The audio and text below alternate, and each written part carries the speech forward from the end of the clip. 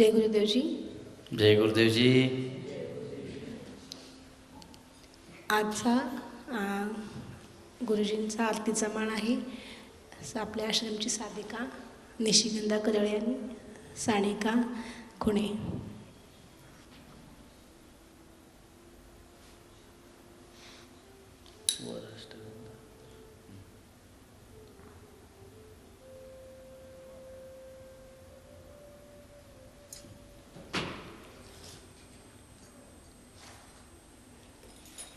पहिला मान घालायची.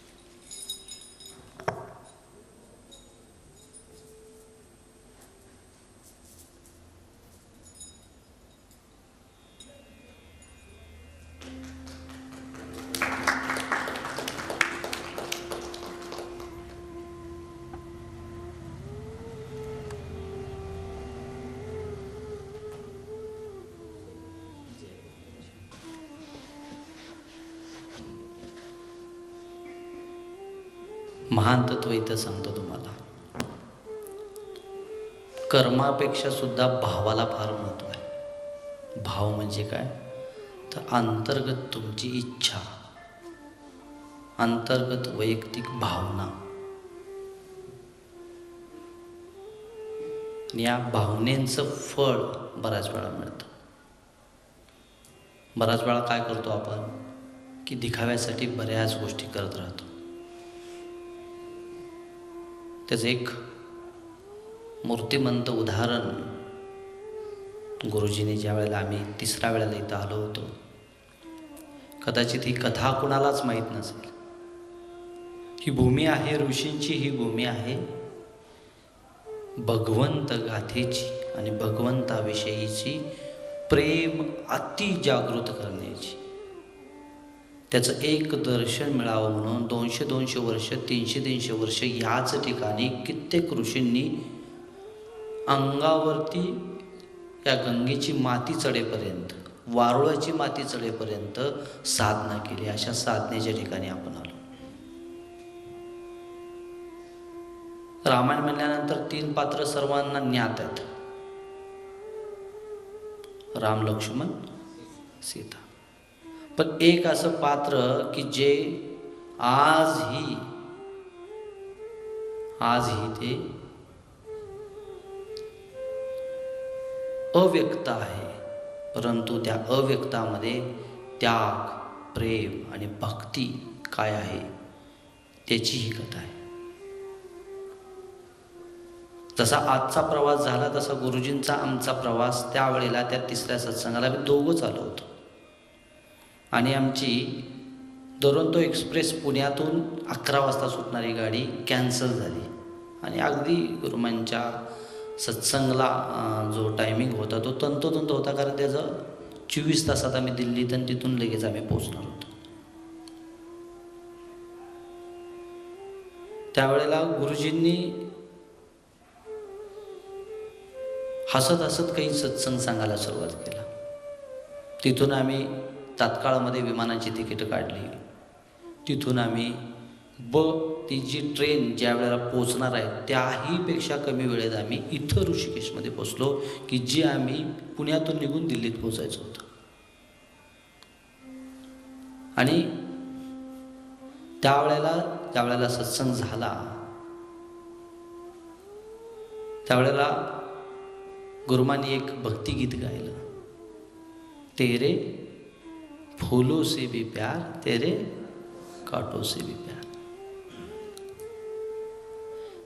एक महान संतांनी हे लिहिलेलं भजन गुरुमांच्या मुखातून ऐकलं आणि गुरुमांच्या मुखातून आल्यानंतर सत्संगमधून आम्ही बाहेर पडलो. तर सर्वप्रथम आपण हे भजन घेऊयात. फार सुंदर भजन आहे.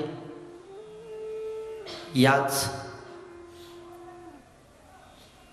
महिन्यामध्ये गेल्या वर्षी ज्या वेळेला मी इथं आलो त्यावेळेला काही 4 भजनं लिहिली, त्यातलं एक भजन.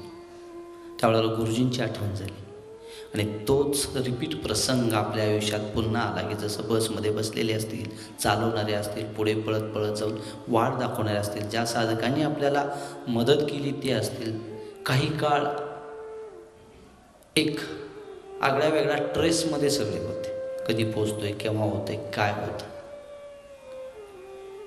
पण भक्ती रस जर हृदयामध्ये जर आपल्या उतरलेला असेल तर हे भक्तिगीत प्रत्येकाच्या मुखात ज्या वेळेला सुख असेल त्यावेळेलाही आणि जेव्हा दुःख असेल त्यावेळेलाही, मी काय म्हणतोय बघा, ज्या वेळेला सुख असतं त्यावेळेलाही भक्ती गीत मुखात असावं, ज्या वेळेला दुःख असेल त्यावेळेलाही भक्तिगीत मुखात असावं.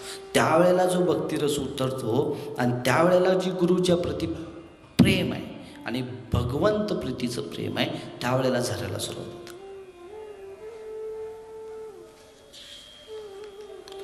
तुझ्या फुलाशीही प्रेम, तुझ्या काट्याशीही प्रेम, तुला हवे ते दे माझ्या भगवंता, माझ्या भगवंता. साध्या सोयीस्कर शब्दांमध्ये मराठीत लिहिलेलं आहे हे भजन.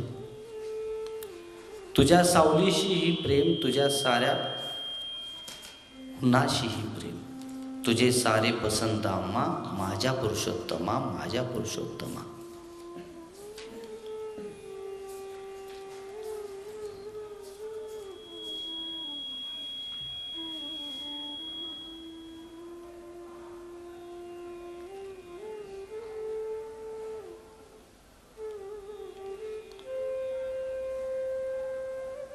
ये ज्वाइन नहीं हो गया क्या?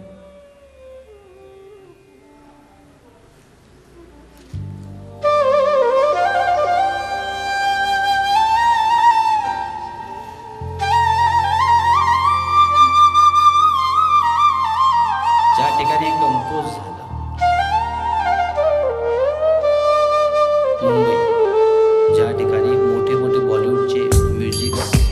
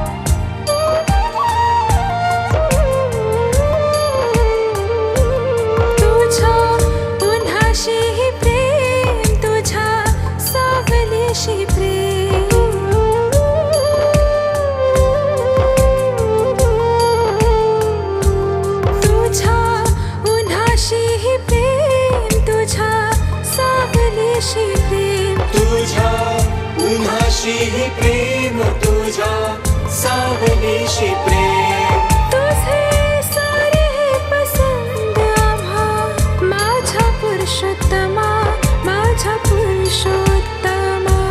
तुझ्या फुलांची प्रेम, तुझ्या काट्याशी प्रेम, तुझ्या फुलांची प्रेम, तुझ्या काट्याशी प्रेम.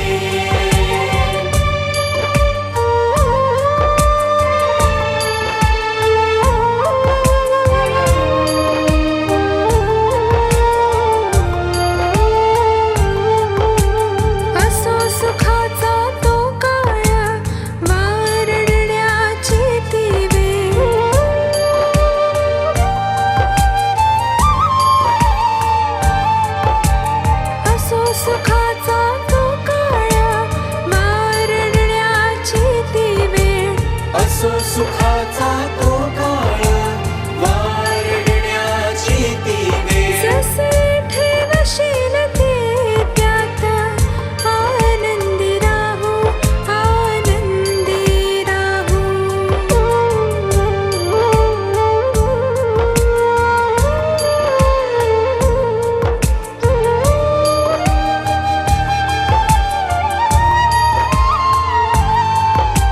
ना कळे पुढला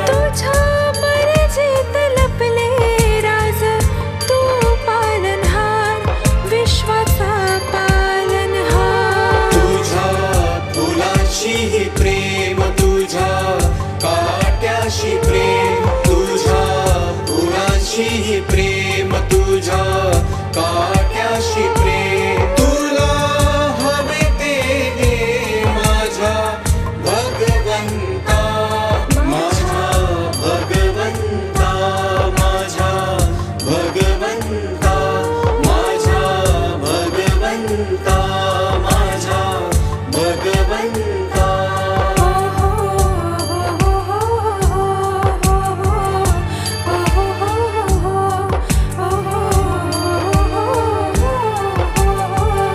जय गुरुदेव.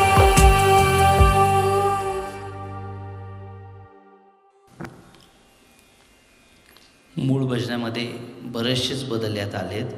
शेवटचं जे कडवं आहे, न कळे पुढला काळ न हाती भूतकाळ. पुढला काळ भविष्य म्हणतो आपण. भविष्य कुणाला कळलंय का? कुणालाच नाही. आता जो गेलाय काळ, जो भूतकाळ म्हणतो आपण, तो आपल्या हातात आहे का? आपल्या हातात नाही. खूप आपला प्रिय व्यक्ती आहे आणि तो गेलाय. खूप माझ्याकडे सोनं आहे आणि चोरीला गेले.